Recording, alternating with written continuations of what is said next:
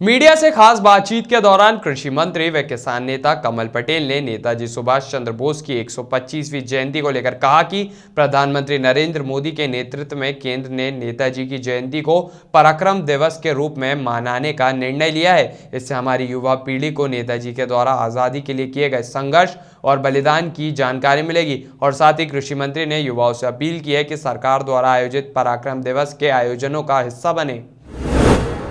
23 जनवरी को नेताजी सुभाष चंद्र बोस जी की जयंती है।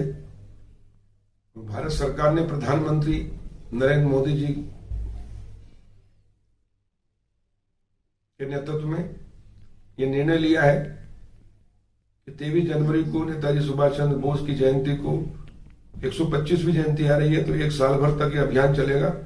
जयंती वर्ष के रूप में मनाया जाएगा 125वीं जयंती वर्ष, और पराक्रम दिवस के रूप में 23 जनवरी को मनाने का भारत सरकार ने जो निर्णय लिया है। इसलिए मैं प्रधानमंत्री नरेंद्र मोदी जी का, भारत सरकार का धन्यवाद करता हूं, उनका आभार व्यक्त करता हूं कि नेताजी को उन्होंने जो सम्मान दिया है उसके लिए वो धन्यवाद के पात्र है।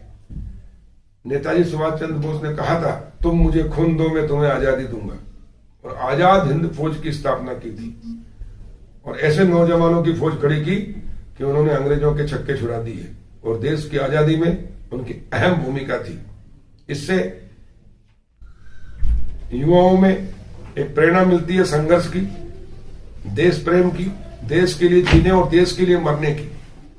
आजादी के पहले देश के लिए मरने की आवश्यकता थी, देश के लिए कुर्बानी देने की आवश्यकता थी। इसलिए हमारे नौजवानों ने, भारत माता के सपूतों ने हंसते हंसते अपने प्राणों की आहुति देकर हमको आजाद कराया। लेकिन आजादी के बाद देश के लिए मरने की उतनी आवश्यकता नहीं है, देश के लिए जीने की आवश्यकता है।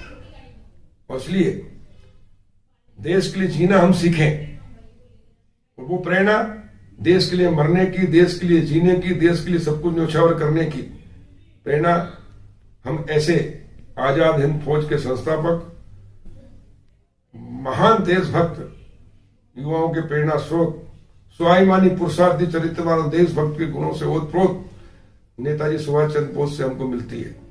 और इसलिए आइए यहां पर हम सब मिलकर 23 जनवरी को नेताजी सुभाष चंद्र बोस की जयंती धूमधाम से मनाएं, और भारत सरकार भी पराक्रम दिवस के रूप में खबरों में बने रहने के लिए ग्रामीण भारत टीवी को सब्सक्राइब कीजिए और बेल आइकॉन दबाना ना भूलें।